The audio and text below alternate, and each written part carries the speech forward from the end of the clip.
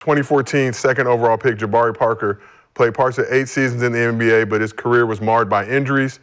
He's played the last 2 seasons with FC Barcelona, recently opened up in an interview with Alex Molina of Eurohoops on his perspective, saying, quote, "People say I'm a tragic story. What's tragic about me? I made millions of dollars. I fed my family. I brought my family out of the ghetto." Went on to say, "My success is that I get up and I can be with my loved ones. I haven't even given any importance to my draft position. I fulfilled my dream. That's all that matters to me." So when you hear this, do you like Jabari Parker's perspective on his life and his career? Yeah, that's all that fucking matters at the end of the day. Other people's opinions and shit don't matter. Like he set a goal to play in the NBA. His goal, he didn't go out and try to get hurt while being in the NBA. So he could accomplish his goal, yeah, exactly. Right? That was his goal as a child, to make it to the NBA. And tragic story, no, injuries are a part of sports, unfortunately, man. It went like he got hurt and didn't play again. No, he injured himself, he fought out, he bounced back, and he's fucking hooping again. And people think because he's not in the NBA that he's sad. No, he want to hoop, he want to play. Somebody's paying him good money right now to still play basketball. So, that's his perspective, right? Like that's his life, that's his real, that's his truth. So yeah, people say the same, okay, can you number 1 pick, worst number 1 pick ever? Cool. Still the number 1 pick. Still bought my mom a house, still bought my mom a car, still did, like, cool. So yes, I'm with him. I imagine it's not other number 1 picks saying that. It's usually people who were not picked number 1 for anything in their life. And ain't been picked for shit, right? That have those types of opinions. Well, when he ain't picked the motherfucker for the teacher to wipe the chalkboard at the end of the day, nigga. Which is? Yeah, that's a big deal when you're in elementary. Big deal when you're in elementary school. I love talking about this type of shit because even though he's not an underdog, he's a prodigy, he's a favorite. Yeah. And it didn't pan out. And you got to think about the other 5,000 guys that's ever played in this league that didn't turn out to be Hall of Famers and played the game and left the game, right? I think the biggest problem in our sport now is this becomes a tragic story only because we're not expected to have anything outside of this life of sports. So when sports is our world and everything we depend on is sports related, if you do anything outside of the sport, you're either looked at as, you expanding or you just couldn't cut it. You got blackballed, you're a bust, you're this, you're that. And I think with him, seeing the rest of the world outside of the NBA, and seeing how the world operates, he's doing a lot of things I did. You're being more culturally sound, understanding that the world has more to offer to you beyond the actual sport. So I think a lot of guys get hung up on what you did in playing basketball and not looking at what's left out there to actually do. You may not love anything else like you love the sport, but you never tried anything else either like you tried the sport. So you put a lot of energy into other things and you'll find out that there's things you like that's just like the sport. It's just as good, just as fulfilling, and you can make a lot of money doing it and all these things. And I think that's the big part about former players that didn't pan out to be whatever. We sit and we wallow in that grief of expectation and shame and what people want from us. And we just, like he said, and I fucking had a blast. I played 4 years in the league. I would never change that. You know how much work I got? But this is what I was going to say about you in general. You would never change that. You know how much work I got to see just being in the league for 4 years? Because if you wouldn't have been there, you would have never. Never. And if I would have took it more serious in the standpoint of setting my goals and saying I'm going to engulf my life around this, I would have went way further. It wouldn't have been about the work. It would have been about all these other things. But for me, it was put that hat on. It was, man, I told my mom I'm going to make it. I didn't say anything beyond this. Yeah. So now I'm living beyond this, and I love what I can see. I'm just looking at the draft picture of you and your sister. And then, so his point, right, that I like to set that goal, like once I got in, my goal, I told myself, if I need to play this long. Yeah, yep. Right? And if I do, I had a great fucking career. Facts. I didn't win in, whatever came within this time frame, I accomplished, let's see, the thing, I accomplished my individual goal. Yep. as a professional athlete. What everybody else may think, that's what they think. Right. But we all get something from this. Absolutely. And to Shah's point, we can be great at something else. We don't know because we never tried. Yeah. We never put the time and energy and the effort into anything else. This is what I know. This is what I'm striving for. This is what I've been told. This is what I've been drilled to be and drilled to do. Mm-hmm. And once we figured that out, the other part, Yeah. life is a lot less complicated for you. Yeah. Well, it's unlocking our genius too, because we're not competitive anymore. We're creative. And when you switch that dynamic as an athlete, we're not fighting against each other as much. We're not saying I need to beat Kenyon because he had a career like this and I need to show people that I can talk like, instead of just creatively, let me piggyback off Kenyon because he know more than I do. And I'm gonna allow his conversation to be part of mine so I can learn from him, Yep. right? But we so competitive, we wanna beat each other. And that's why we all have separate podcasts. Because we right now are back into our competitive spirits of trying to beat each other. And once we start to join this one network called Move Around TV, y'all will learn. Y'all will learn, and we don't need to compete. We can creatively come onto the platform and just get money. So when you talk about yourself, and it's something that bothers me a lot too, and Ken, you talk about yourself as well, national champion, McDonald's All-American. I told you before, still remember watching that McDonald's game, believe it was in New York, dunk contest, all the stuff going on. You got everybody throwing up the X.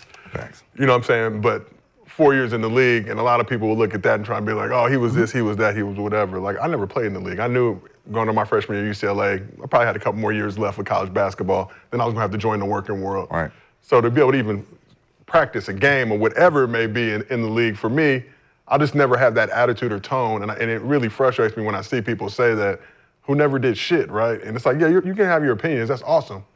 But you didn't never do shit. You think I would have loved to win a national championship? You think I would love to hear my name called at the draft by the commissioner? Obviously, both of you being number one with the number one pick, you have.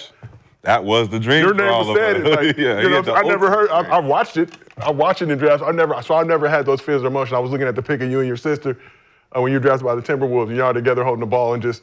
But those feelings and all that stuff. But like you pointed out, Shad, being able to now take that.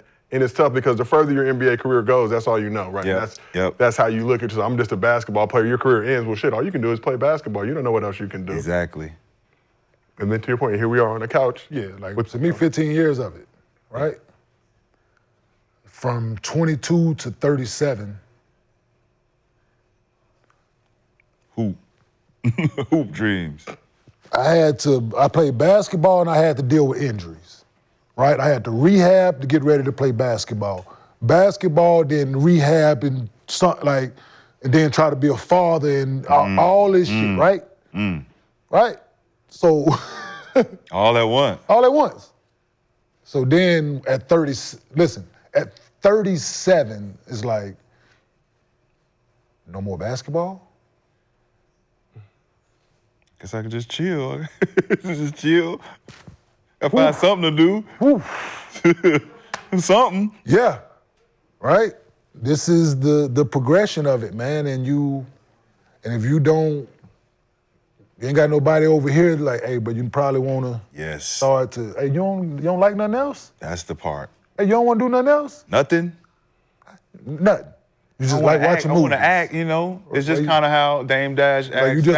You don't want to be in no movie, you just want to watch it. You want to write the movie? What you want to do? Yeah, so instead, if you ain't got nobody doing that, then it's, like, we get lost, man. We get jaded, and we get caught up in this world of that. And it's great while you're in it, but for some, it's a detriment after the fact. Yeah. Because it takes you longer to figure yourself out. And we end up putting money into this, blowing money on this, trying to figure ourselves out in this regard where them checks not coming in like they was, so those experiences and chances that you taking now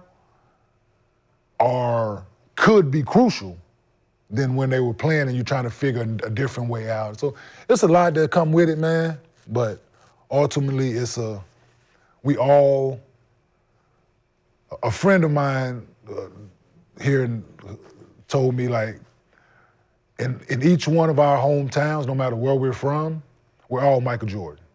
Facts. And it took, once you, like, huh? Like, oh shit, I get it, right? So we walk around no matter where we're from, people, we here, man. Hometown We hero. all have a certain level that we play where we could feel like, Yeah, we are with that. other people who, we're in that we're level that you right? you surpass. Like, all right, I can go back over here and still feel like, yeah, I can go in this circle and still, I'm damn, but I still poke my chest fail, out, man. right? So it's that feeling of it, man. But no, it's. Well, I appreciate you, gentlemen. Appreciate your perspective. I know a lot of people in the chat have comments about this particular segment, but let's just check the balloons here. 1 million subscribers on the Gills Arena YouTube channel. Thank you guys for watching and supporting. And then so now, and when you respond to people, when like you stated, people always got to comment like, "Oh, you did this with your career. You ain't do nothing. You only averaged this. And you only." If I look up the 5,000 guys that played in the league, am I gonna see your fucking name? Well, look, this, Right? I mean, I let people have their feelings, right? Because the 4 years in the league is the 4 years. There's no denying that. And my production behind that, it stands for what it was. But the experience speaks for itself. But what I've done after that, right? I say I started a second career. The resurgence was the big three.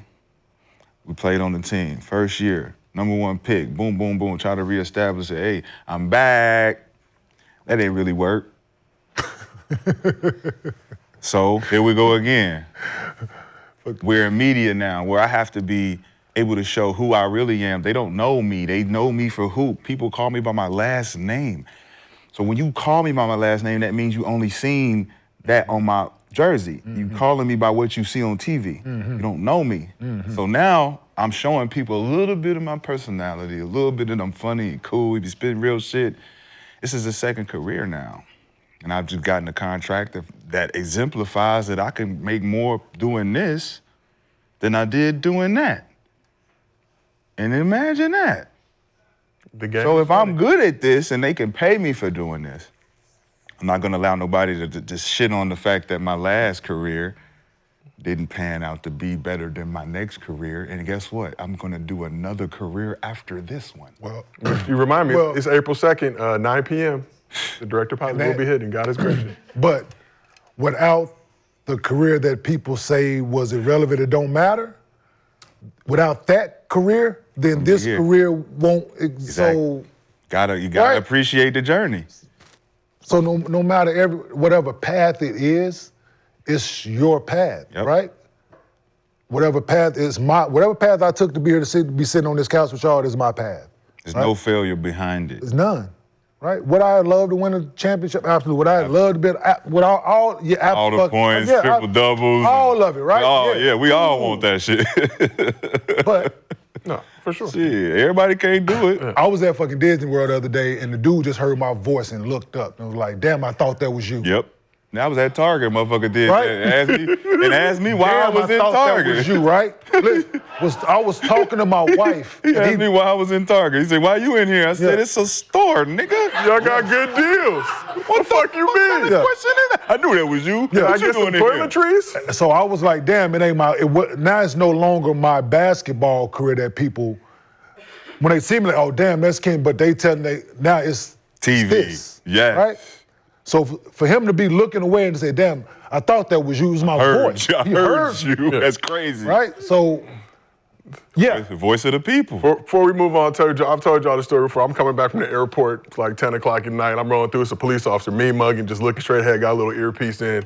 Me mug. I'm like, oh shit, he gonna want some stat. He look over at me, he like, yo, I'm listening to the show right now. I'm like, all right. Oh, yeah, no, it's a Had lot. a little weed on me. I'm sorry, sir. It's a lot It's of a that. whole lot of love out here, Yeah. man, from this. And we have, like I said, everybody that sit on this couch, man, that we have, it's a journey that put us all here. And some people appreciate it, some people gonna hate on it, but you can't take it away, right? One thing for sure, two things for certain. I got a Wikipedia. And it got some accolades on that motherfucker and some information on it, right? Several paragraphs. Right? Facts. So, Shy got one, Brandon, Gil, Nick, Shy.